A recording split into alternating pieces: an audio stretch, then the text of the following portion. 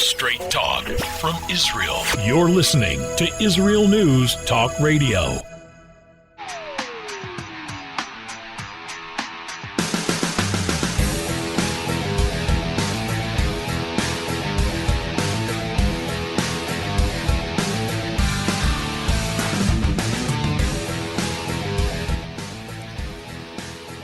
Have you ever come to work and said, I cannot work, I have to have my cup of coffee? Well, I'm here at the microphone without my cup of coffee, and I don't know what's going to go on now. I don't know what's going to happen on this show. I don't have my coffee. So anything can happen. Hi, everybody listening in from all over the world, from all over the United States, Israel, the United Kingdom, Malaysia, Colombia, Canada, Norway, Morocco, Spain, Europe, all over there. It's good to see you here at the show. Remember, I do live shows, and I do it because I like to have people be able to join me on the air with their comments or questions. I always tell people that the listeners of Israel News Talk Radio are very intelligent listeners. And sometimes you have really good questions or really good points to make. So look up our phone number. It's on our homepage at the top of the page. Our phone numbers are there. IsraelNewsTalkRadio.com. At the top of the page are our phone numbers. And you can call into the show and you can join us on the air with a comment or a question. And we are live if you're listening on Sunday night, U.S. Eastern Time at 12 midnight, or if it's Tuesday morning, 7 a.m. Holy Time right here in Israel, because there's a 7-hour difference between New York and Jerusalem. So if you're listening during that time, join us on the air. You can join us in the chat room as well. I know that there are a lot of people in the chat room who have not signed in. It's really easy to sign in. In fact, I'm going to be posting instructions in the chat room how to do that. You can come in with your middle name if you're shy and you want to be anonymous at first, but there's lots of nice people in the chat room where you can make friends with people from all over the world. Okay, what are we going to be talking about today besides that Tamar, Yonah, does not have her cup of coffee? We're going to be talking today about the trial of Prime Minister Benjamin Netanyahu. He is being charged on at least 3 different charges of bribery, fraud, and breach of trust. What does that mean? What exactly did he do? Does he really deserve a trial? Also, the Yamina party, Yamina means right. Why are they sitting in the opposition with the Arabs and the left? I don't understand that. Well, we're going to find out. Don't go anywhere. We'll be right back.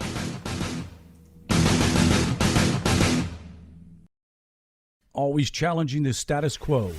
Hello, I'm Rod Bryant on Beyond the Matrix here at IsraelNewsTalkRadio.com. I want to encourage you to listen each week, every Wednesday at the same time, for an amazing show that will challenge you, inform you, and inspire. News, views, and wisdom for the nations here on IsraelNewsTalkRadio.com. Don't forget, Beyond the Matrix every week, Wednesday, here on IsraelNewsTalkRadio.com. Be biblical. Be beautiful. Wear your crown. Wrapping is my crown. Do what married Jewish women have been doing for thousands of years. Celebrate the art of head wrapping. I'm Andrea Grinberg from Rapunzel.com. We have beautiful scarves, stunning accessories, scarves for faith, scarves for healing, and scarves for fun. Rapunzel.com. That's Rapunzel with a W. Or click on our banner on the Israel News Talk Radio homepage. Rapunzel.com. Beautiful scarves, stunning accessories paired with tutorials, support, and a vibrant community to give you everything you need to start and perfect your head covering journey. Don't forget, join the Rapunzel community group on Facebook to see, learn, and share your beautiful wraps. That's Rapunzel with a W on Facebook. I love Rapunzel. I love Rapunzel. I love Rapunzel. Get 10% off your purchase with promo code RADIO. Go now to Rapunzel.com.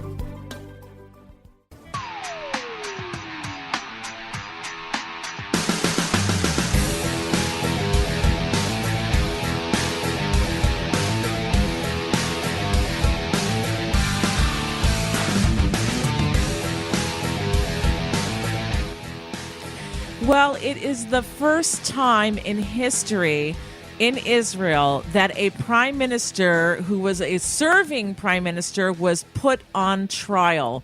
And that's what we're seeing happening as of Sunday. Prime Minister Benjamin Netanyahu went to trial for charges of fraud, bribery, and breach of trust. But what exactly does that mean? And what are we looking at here? Our guest is Barry Shaw. He is the International Public Diplomacy Director at the Israel Institute for Strategic Studies. His books include Fighting Hamas, BDS and Anti-Semitism, BDS for Idiots, and 1917 From Palestine to Israel. He has more books as well, but all of these are available on Amazon or at Israel Steimatsky bookstores. You can visit his website at theviewfromisrael.com. Welcome to the show, Barry Shaw. Thanks, Tamar. Nice to be back. It's good to have you on. Okay, so we are seeing the Prime Minister of Israel, to the shame of the nations watching us, go to trial for such ridiculous things of accepting champagne as gifts and some cigars, et cetera, et cetera. What exactly is happening?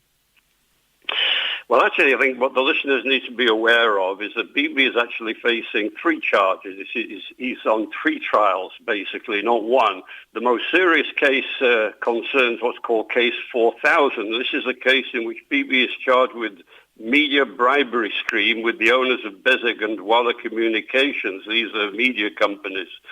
And in this case, the owners, Shaul Elovitch and his wife, are also co-defenders with a separate legal team.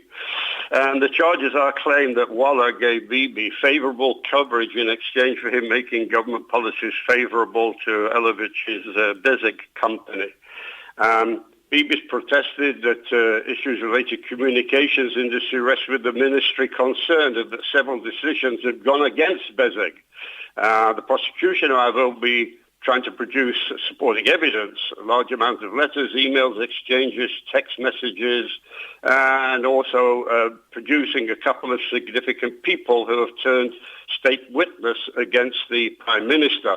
And the listeners, when we get to that stage, should watch out for the appearances of a guy called Ner Hefetz and Shlomo Fiber. These are former aides of the Prime Minister.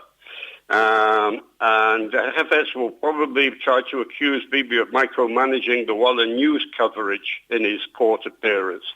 Of course, this is going to take quite some days to establish. What we're going to find out here is that, as Bibi says, that has always been, his slogan has always been, there'll be nothing because there is nothing.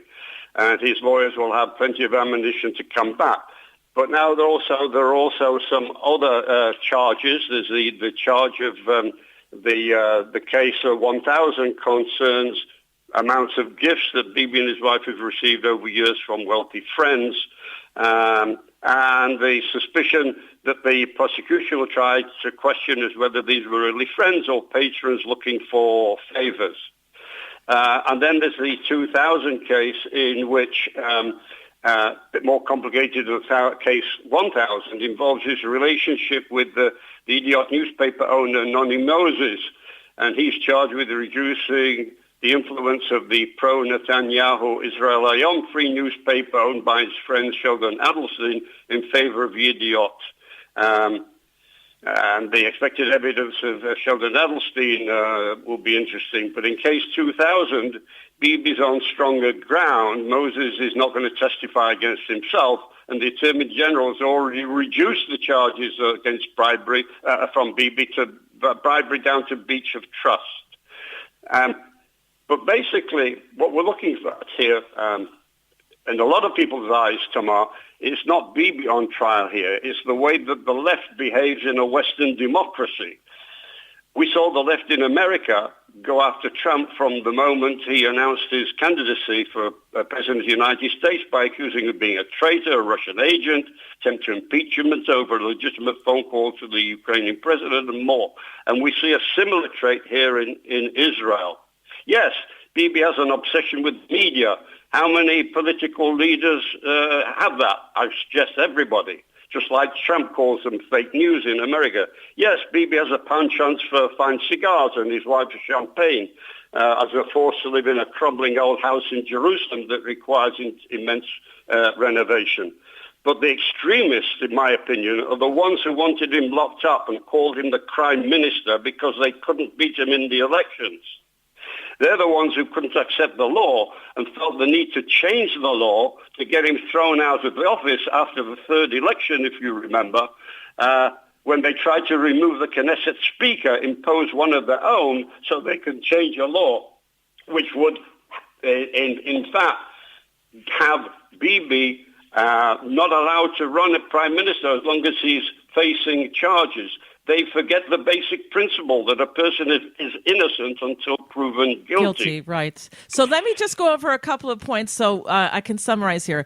Number one, you're saying that like what we're seeing in the United States with the left at the throat of U.S. President Donald Trump, we're seeing this same left, which the left we know is borderless. They're international. They're people who don't believe in borders, don't believe in patriotism or nationalism. They're looking for a global, one world type government. They don't want to see people who are patriots of their own nations.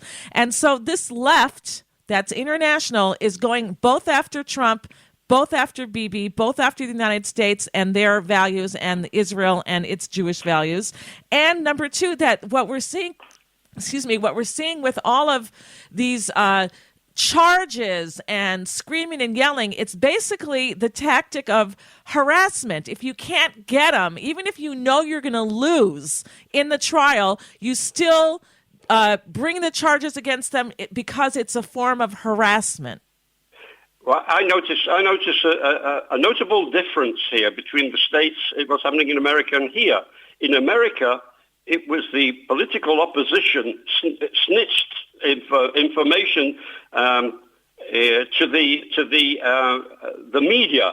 We're seeing this right now unfolding with regard to what the FBI did, snitch to the media, which is a criminal thing about the Michael Flynn case. We have the opposite here. What we have here has been the press, the journalists who've been digging away and bringing out every little bit of gossip and then passing it over to their political left colleagues and their political left lawyers to weaponize and bring charges against Bibi. So it's the reverse over here. It was the politicians who snitched things to the media, whereas over here it was the media who snitched things to the political establishment. All right. And so some people are predicting that this trial could go on for years. Yep. We know now that since Sunday, we found out after the first trial that the prime minister is not going to have to sit there and attend the trial. He can go to work and do what he needs to do and let his lawyers do the work. But what do you see happening from this? Do you think it's a real threat? He's got around, a year and a half to rule before he has to move over for Benny Gantz to come in. What do you think is going to happen? Well, I'd like to make another point before we get to that, if you allow me, Sure. Tamar, because if Bibi did anything wrong, it was probably ethical, not illegal. But the prosecution went to extraordinary methods to go after the prime minister. The police interrogation methods, including threatening and breaking witnesses, and to turn them against Bibi. Again, echoes of what the FBI did to General Flynn, Roger Stone, George Papadopoulos, and others in America, to break them and have them turn state witness.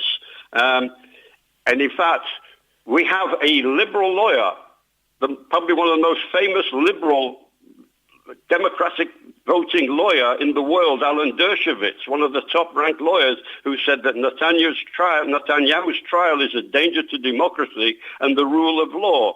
He said this is the first time in the history of any modern country where a person is being put on trial for trying to get positive news coverage. And he said clearly that Bibi has been a victim of an attempted coup. Right. I heard those words being said. That's correct.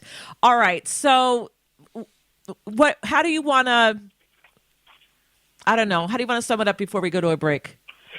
Well, okay, basically just to answer your question, yes, this trial is going to go on, as you quite rightly said, because of what I saw as a misperformance, and I'll explain this in detail, that basically it backs up the case. I was amazed to hear that Bibi was forced to come to what was a technical hearing in order to appear in front of the media, almost like to embarrass him. And I was even more staggered to find that his lawyers were protesting that the prosecution and the Attorney General hadn't provided them with essential documents that they needed. Is the case. In other words, they had been holding documents and bringing it as part of the prosecution against him without his lawyers being able to see it. And basically, this strengthens the case of those who say there's something going terribly wrong with this trial. And this is the reason that the trial was put on hold while his lawyers received the documents they should have had long ago. And therefore, the next stage of the trial will be delayed until the end of July. So this trial is going to go on, I would suspect, into 2022 before we get any sort of judgment. Wow. And do you know what the maximum sentence could be? The sentence could be, well, if we go from, for instance, let's take Ehud Olmert. Don't forget, you know what? Hold it. Hold that thought, because we have to go to a break. The music is on. We're going to be right back, everybody. Don't go anywhere. And remember, you can call in if you have any comments or questions. We'll be right back.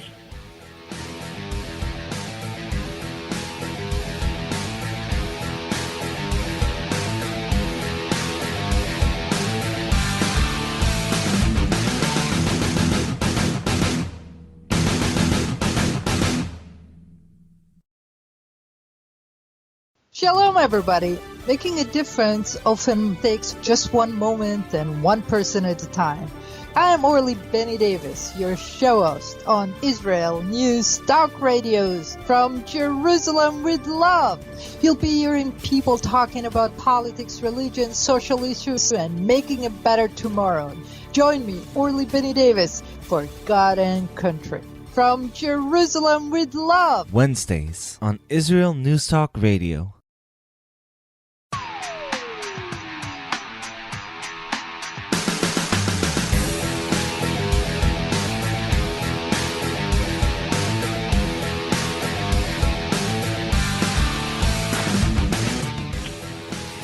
All right, you're listening to the Tamar Yonah Show here at IsraelNewsTalkRadio.com. We are live. If you'd like to call into the show, you can do so with a comment or a question. We're speaking with Barry Shaw. He is the International Public Diplomacy Director at the Israel Institute for Strategic Studies. And he's here talking about the charges that are being brought against the Prime Minister of Israel, Benjamin Netanyahu. Interestingly enough, the Prime Minister requested that the trial be broadcast live so the public can see. He says he has nothing to be afraid of, that he's innocent. He wants the public to see everything. He doesn't want anything edited. He wants it broadcasted live, his whole court. And we're finding out what these charges are and how it could affect us. So, Barry, before the last break, I was asking you about what the sentence could be if the court finds him guilty of these charges of bribery, fraud, and breach of trust. What type of sentence is he looking at? Well, okay, there are three. There are charges of breach of trust, fraud, and bribery. He didn't receive any money. He didn't receive, as will be proven, any benefits, unlike Olmert, who received envelopes full of cash. He admitted receiving money. And Olmert was convicted of 2 counts of bribery, and he received a sentence of 27 months. He served 16. I think it's going to be very difficult to, in the case of the case 1000, is going to be found guilty of anything, and that was being reduced to one of breach of trust. I don't think they're going to find anything that will prove he received any beneficial any benefits from his talks with Noni Moses. And as for the most serious one is probably the 4000 case. I think he could be, if he found guilty of 2,000 and 4,000 cases, he could get something like 18 months, maybe reduced then to under a year as a sentence. But I think there's a long way to go. But that's the cloud that could be hanging over his head. Okay, you know what? I have to ask you this question. I actually asked this to our guest yesterday on the show as well. With what the Israeli people are going through right now, with a third election and all the money that was wasted on these things, with an emergency coalition government that we have today, because we are in a state of emergency, because of the pandemic, because of the economy that has taken a huge hit, not only in Israel, but around the world. And we're sitting with a government that is the most inflated government in the history of Israel, with so many different ministerial positions given out and made up just in order to fatten up the other parties who joined the coalition to make them happy. With all the money that it's costing us and all the money that we don't have because the economy took such a hit with the coronavirus, and now we're seeing a trial. On top of that, all the money that's being wasted there for security and lawyers and courts and the press and television, all the things that we're seeing happening there, and it's for a lousy 18-month sentence that could be even less, perhaps. And this is in the public interest? Yeah.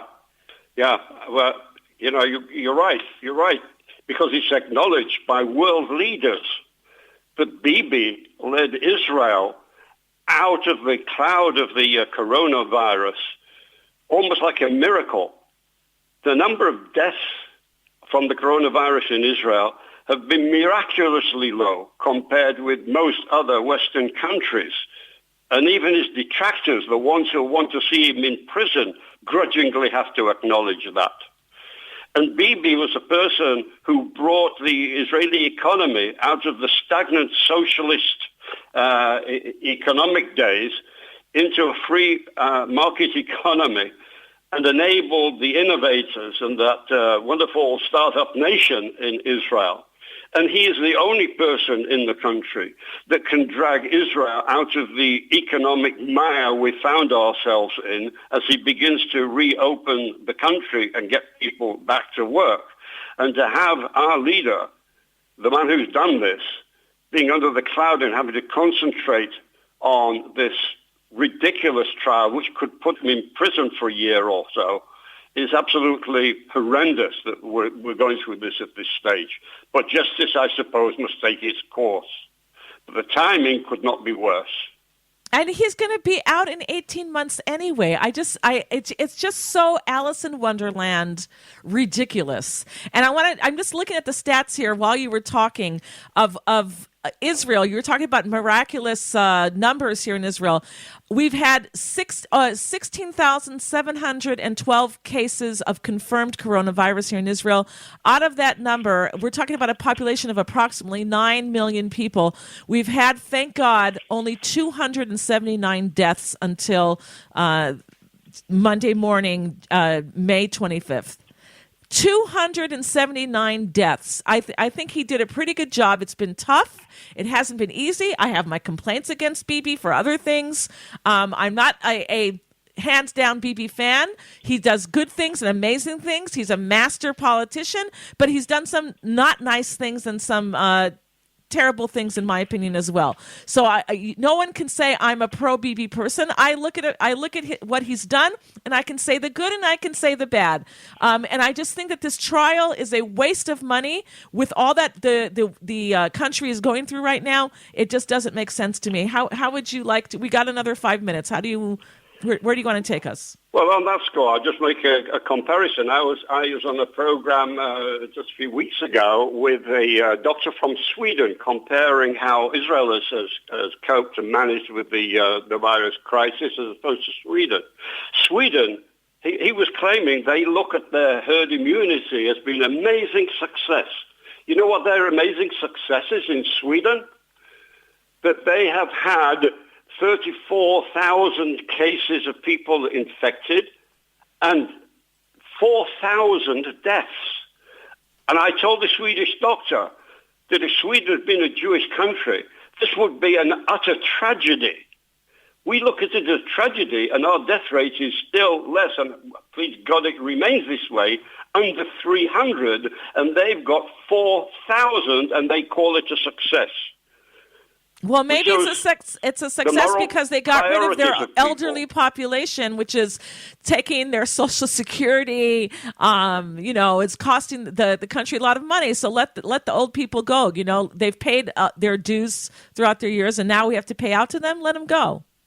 Yeah, exactly. Okay, so with the trial, again, we're looking at the charges of breach of trust, fraud, and bribery.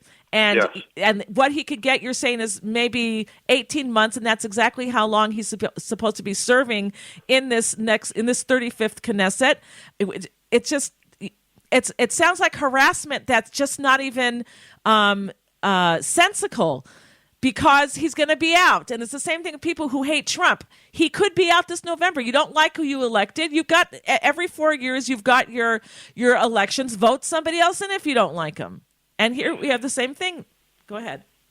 Well, also in the case, it depends on how long this trial will be extended to, on the three judges who are ruling it, because they want to produce, the prosecution wants to produce lots of witnesses against the Prime Minister. They want to produce lots of documents and recordings and things like that to try and prove their case.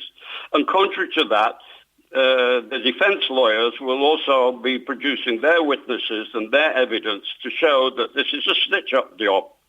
But it's interesting going forward for your listeners to understand who will be asked to appear as witnesses against the Prime Minister and some of the people who will be brought as witnesses for the Prime Minister. And these are people who have knowledge or information on the various trials that we have going here. One of the star witnesses will include the former Mossad head Tamar Pardo, no political friend of Bibi, the former Shin Bet head Yuval Diskin, the former National Security Advisor Uzi Arad, leader of the opposition Yair Lapid will be a witness against Bibi. He's a Bibi detester. He's the leader of the opposition today. Others may be Tzipi Livni and Labour Party's Eitan Kabul. But witnesses of Bibi will include Gilad Dan, who before he became the Strategic Affairs Minister was a communication minister and also the police minister. And this is before he takes up his roles in New York and Washington. Ron Dermer, until recently the ambassador to the United States, and the new Knesset Speaker, Yariv Levin, Zev Elkin and Safia Negbi. So the trial is going to be interesting with regard to the witnesses and the evidence and the information that they can divulge as well. But at the end of the day, what we're looking at here is a prime minister who is being put on charges which would send him to prison for seeking favorable and fair media coverage. If that was the standard, you send leaders to prison, I would suggest that every leader of every Western democracy should be trembling in his shoes right now. All right. Well, Barry Shaw, I want to thank you very much for coming on the show and explaining exactly what charges he's under and what sentence he can get. And I just think that the court has better things to do. It is not in the public interest of the Israeli people to have this court case going on. Thank you for being with us, Barry Shaw. Thank you. Thank you for having me. When we get back, we're going to find out why the Yamina party went to the opposition and what its strategy is now. We'll be right back.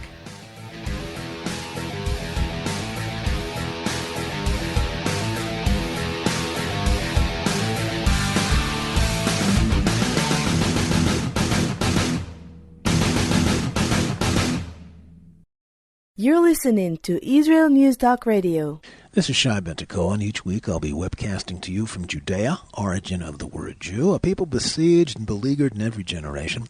Nazi Germany is but a memory, but in its place the world invented the phantom Palestinians as this generation's internationally authorized Jew killers. Tune in for a different slant on life in Israel, Phantom Nation, every Monday. Hi, I'm Rabbi David Aaron. The soul basics are the most profound, the most essential, and yet often the most neglected in our education. Join me for Soul Talk on Israel's News Talk Radio and discover the secrets to love, spiritual growth, and personal power.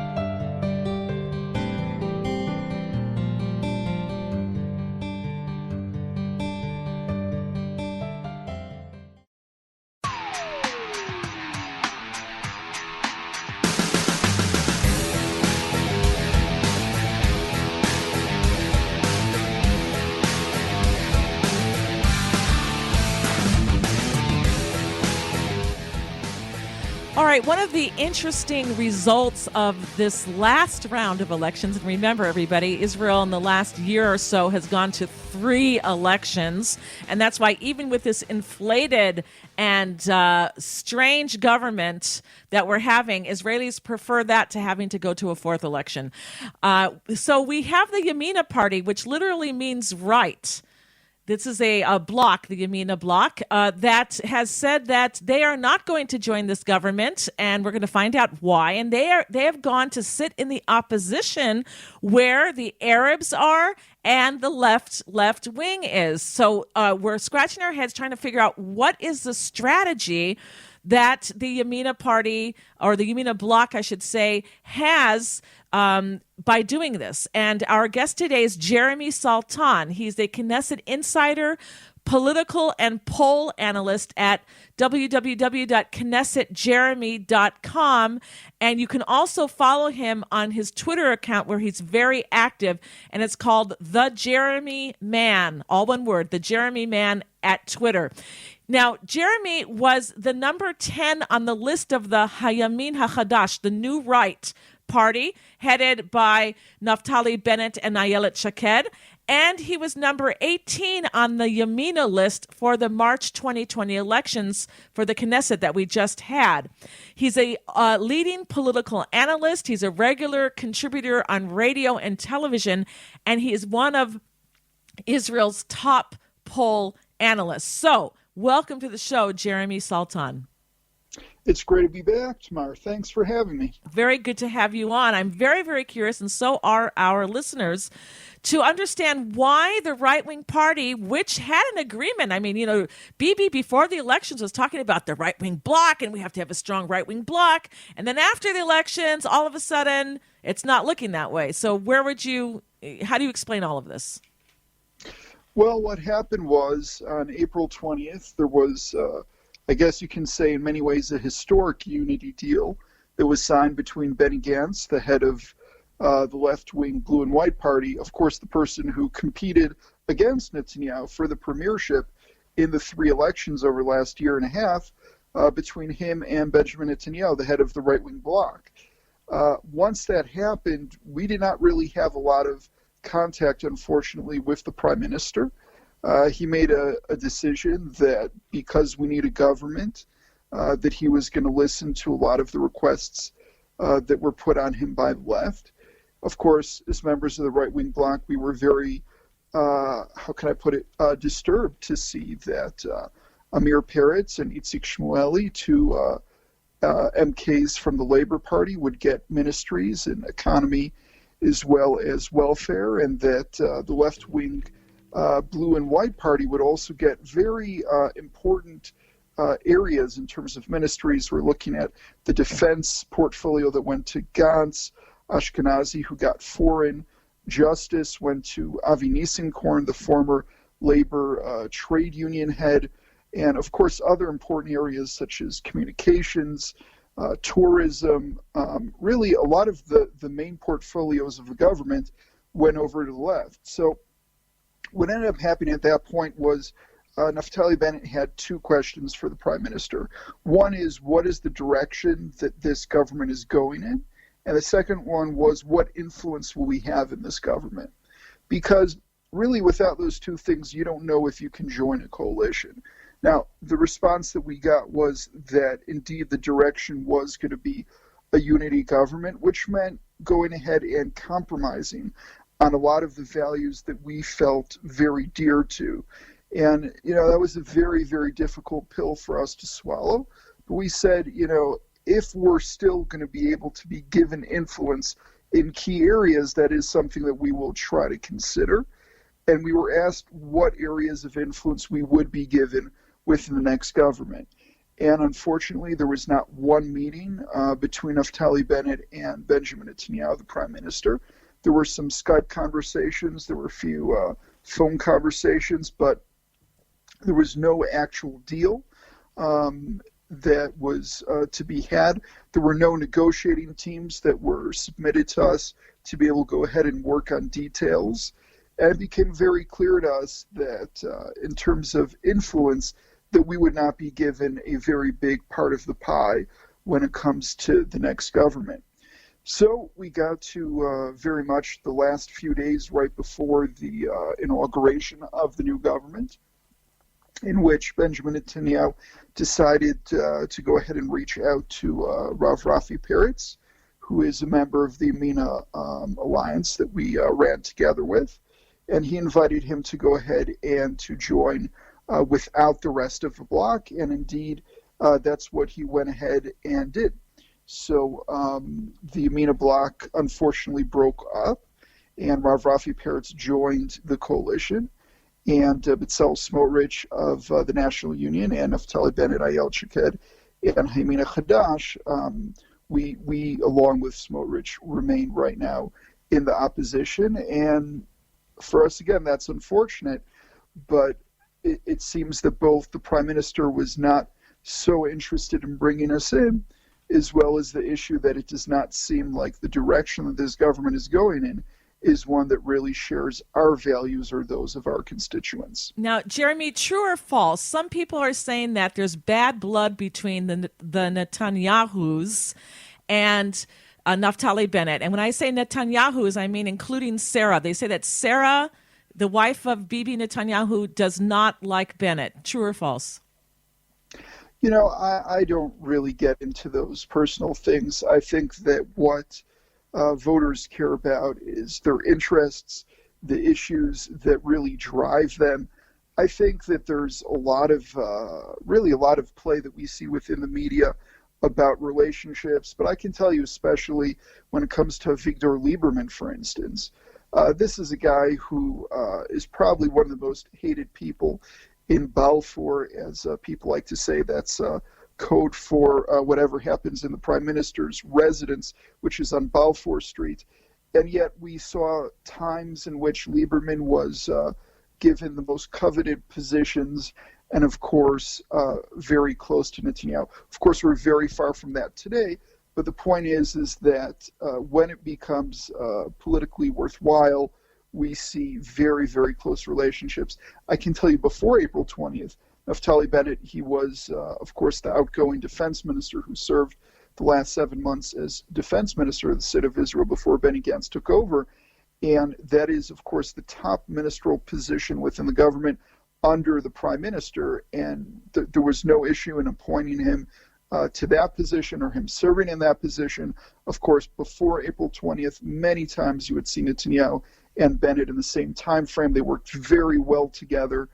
And I understand that there are people that want to go ahead and put some focus on whatever supposed personal animosity there is, but I don't think that's the main issue when it comes to formation of a government. I think it simply was that because of the deals that were signed with the left-wing Labor Party, the left-wing Blue and White Party. Okay, let me stop you here because party, there was no room for us. Okay, yeah. We only have like 2 minutes left, and I want to ask you about the strategy. What is the strategy of the Yamina Party now that it's in the opposition? The strategy is to provide a right-wing alternative. Like I said, this is a unity government. This is not a right-wing government. Netanyahu broke up the right-wing bloc in order to form this government. So what we're going to go ahead and do is, again, represent our constituents. We're going to look out for the values and interests of the right-wing bloc, because unfortunately everyone else that are in the government are not going to be able to live up to those values. They've compromised a lot, and we're going to be here to keep Netanyahu and the rest of that government honest. We're going to go ahead and provide a clear path of what it is that a government in Israel should be doing according to, again, the right-wing values. How does that pertain to sovereignty? Because Bibi says, stay in the government with me. We're going to apply sovereignty to parts of Judea and Samaria. Trump is with us.